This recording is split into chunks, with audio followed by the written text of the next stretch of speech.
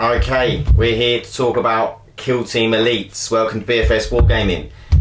We're going to talk about the changes, if any, come from Kill Team Elites into Kill Team. So, we're going to start off with any new rules. So, we have recently got the Legendary Hunter Specialist. So, I'll just read this out. Legendary Hunter is a new commander specialism, unique to some of the stealthiest and most lethal warriors of the Warhammer 40,000 galaxy.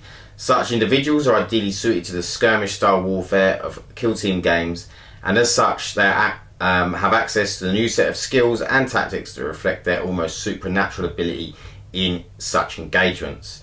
So there's a whole new specialist page for the Legendary Hunter. You've got tactics, so level 1, level 2, level 3. The level 1 tactic, use this tactic when your opponent makes an injury roll for a Legendary Hunter Specialist from your kill team. They must subtract 1 from each of the dice rolled. So that's really cool, makes them a bit more survivable. It's called 9 lives, that tactic. So yeah, they've got some good tactics, some skills.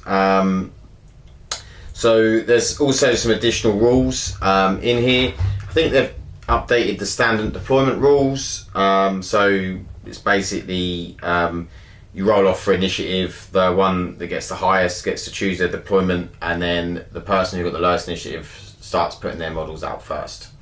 And then the battle length is very similar to when it says got variable battle length. It's very similar to Warhammer 40k. So just on the end of battle round 4 instead of 5, on a 3 up it continues, and then battle round 5 on a 4 up it continues, and then it always ends on battle round 6. We now have reserves, so you can start putting things like Terminators into reserves, which could be very lethal. So basically you're allowed to put half of your army, as long as it doesn't exceed half of your points of your army, into reserve. And then what you do is you can bring them in at the end of any movement phase. You can bring them in within 1 inch of the table edge, 5 inches away from any models, and it has to be in your deployment zone, unless you use a tactic called outflank, and that means you can do it within 1 inch of the table edge, 5 inches away from any models, but it doesn't have to be in your deployment zone, so it can be anywhere on the board. Really good, great tactic. The only thing is about this, when you do come in from reserves, you can't just move in, so you can't advance, you can't move, you can't charge. So it's not going to be great for any close combat models. But you might be able to set yourself up ready for the next turn of charges, putting yourself behind some terrain or something like that.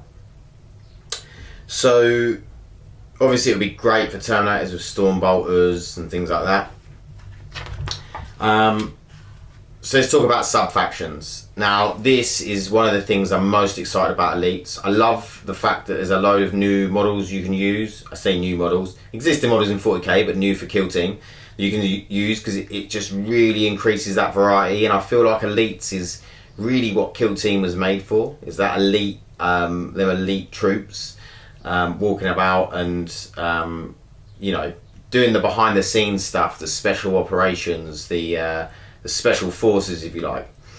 And now I love, and this is a sort of big bugbear of mine, was with Chaos and with the Adeptus Astartes, so Heritage Societies, Adeptus Astartes, they were very bland, and now they've all got their individual rules. Space Wolves have got rules, Dark Angel got rules, Blood Angel got rules, and it's really nice to see. So at least they are getting a little bit of individuality, because I really didn't like it. It was just, you were just a Space Marine.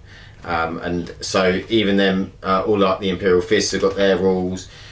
Make sure you read your chapter tactics, or whatever your specific thing is, obsessions or dynastic codes, regimental doctrines. Read them, because they might not be the same as they are in 40k. If you're a 40k player and you think, oh, it's going to be the same, it's not always the same. Have a look. Sometimes it is, but have a look, have a read, and see what it says, because it may have changed for balance issues. So we've got loads of Legion traits and attributes and whatever, so take a look through. But basically, if you've got, you know, so for dynastic codes, there's one for each of the dynastic codes you could have in 40k, so it's very cool. It's a lot to choose from. You can give your armies a lot of different flavours, a lot of individuality, which I really like.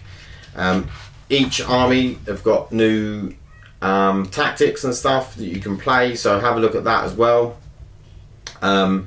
Loads of new units you can use, librarians for Adeptus Astartes. You've got you've got the new Phobos stuff, infiltrators, Phobos librarian, suppressors, terminators, eliminators.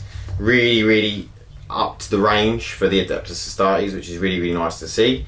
Grey Knights, you've now got librarians, brother captain, terminators, paladins. Paladins are going to be cool, really good, and obviously terminators will be as well.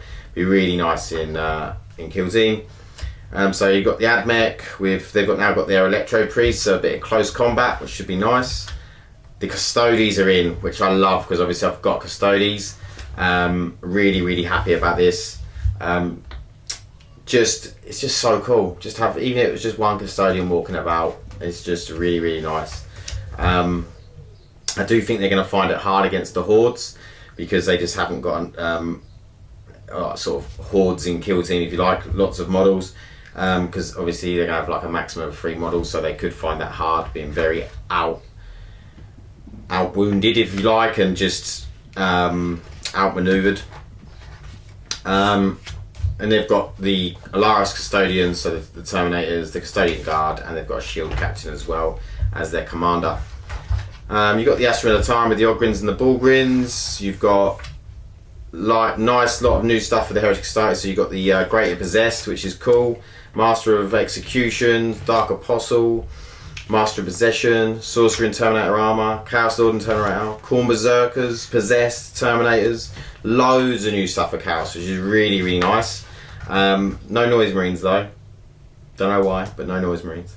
Death Guard, you've got the Lord of Contagion, the Blight Lord Terminators, and Death Shroud Terminators are going to be lethal.